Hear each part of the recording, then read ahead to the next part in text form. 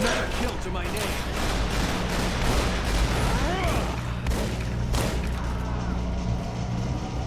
Come on!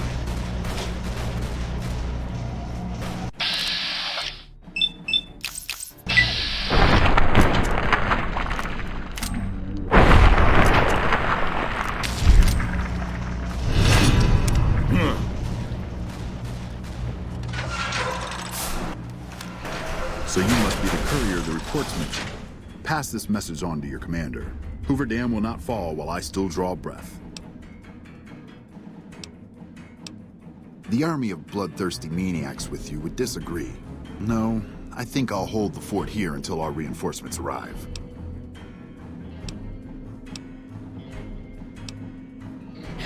If that's true, then there's nothing else for it. My men and I will hold out as long as we can. And go where? According to you, the road west is blocked. And while you might let us by, I highly doubt your allies will do the same. Perhaps I do have a secret tunnel out of here, but that doesn't change anything. My duty is to stay and fight.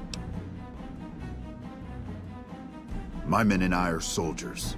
We share an obligation to follow orders, and our orders are to hold this dam. You're right. These men have placed their lives in my hands, and I won't throw them away for a lost cause. Don't expect to hold this place for very long, however. The NCR will be back.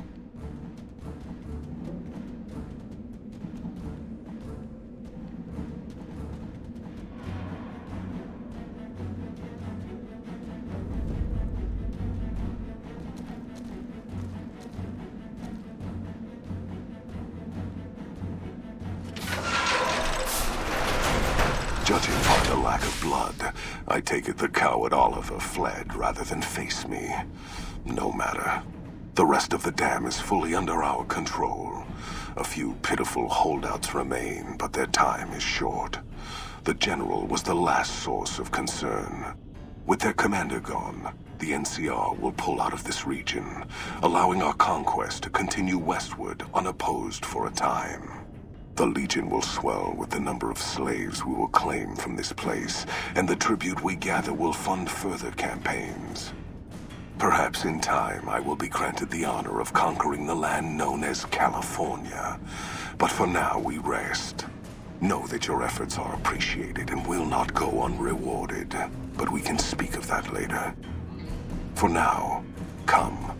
We must see to the burning of the dead. And so the courier who had cheated death in the cemetery outside Good Springs cheated death once again, and the Mojave Wasteland was forever changed. The legate is crowned as the new Caesar. He entered the Strip as though it was a military target, destroying anyone who resisted him. The Legion brutally occupied all major locations, killing and enslaving a large amount of the population. Under the Legion's banner, civilization, savage as it was, finally came to the Mojave Wasteland. Though the courier herself was just and forthright in her dealings throughout the wasteland, she helped the Legion achieve victory.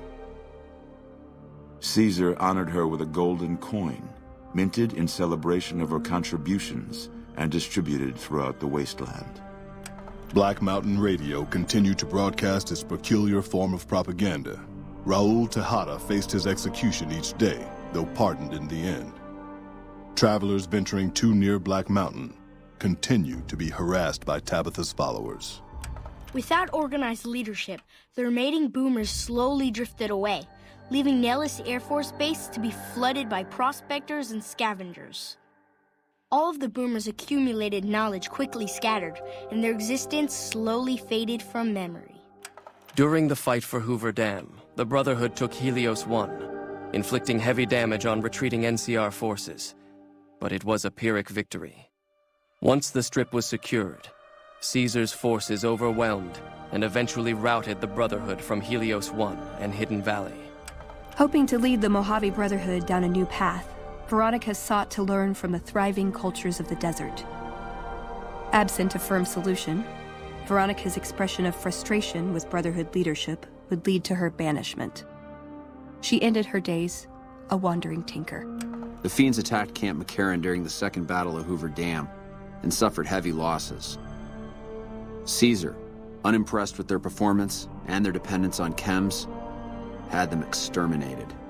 After the Legion's victory, the new Caesar learned the followers had defamed the original Caesar's noble origins. The followers of the Apocalypse were hunted down and exterminated.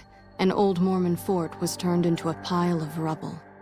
Though the Legion was victorious at Hoover Dam, the legate did not have the same medical needs as Caesar.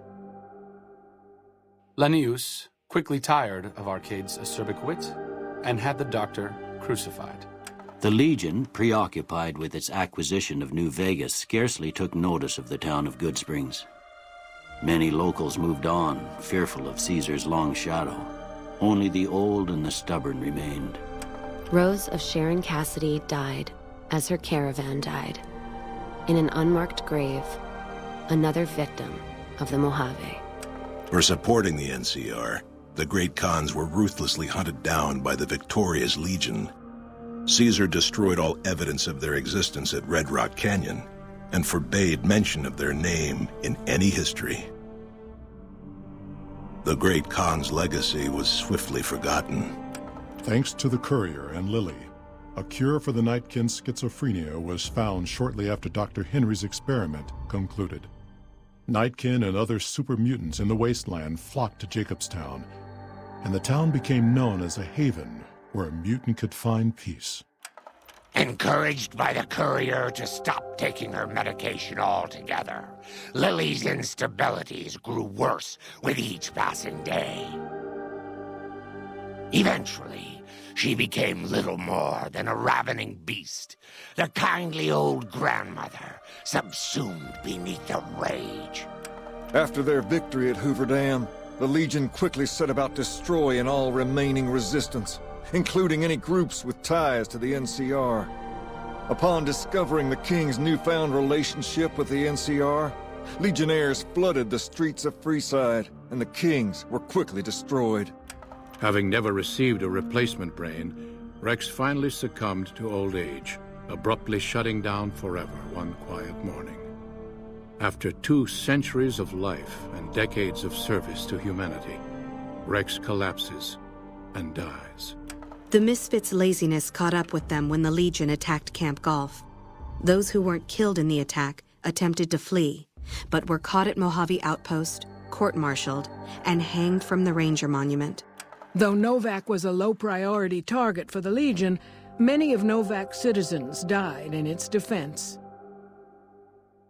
In the weeks that followed, feral ghouls, overflowing from the Repcon test site, ravaged the weakened town.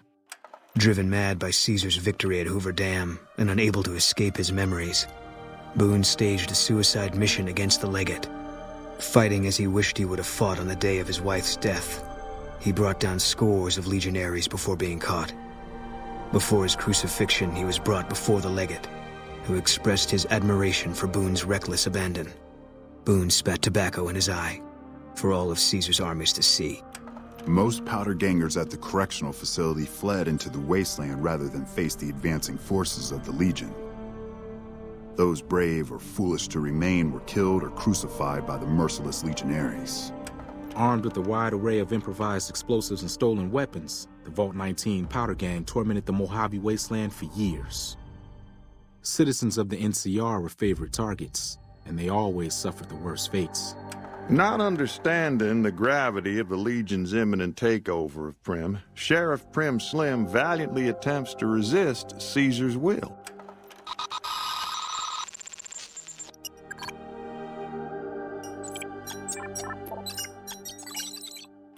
During the attack on Hoover Dam, Chief Hanlon and his Rangers threw themselves into the path of the Legion assault, dying to the last man and woman. In the aftermath that followed in the NCR, bitter citizens and opportunistic senators were quick to denounce President Kimball and General Oliver. Hanlon and his fallen Rangers were revered for their bravery and sacrifice. Merciless in their assault on the NCR, the remnants struck fear into the hearts of even the Centurions at Hoover Dam. Caesar's heirs aggressively pursued the remnants into Arizona, losing hundreds of legionaries in the process, and gaining nothing in return. And so the Courier's road came to an end, for now. In the new world of the Mojave Wasteland, fighting continued, blood was spilled, and many lived and died just as they had in the old world. Because war never changes.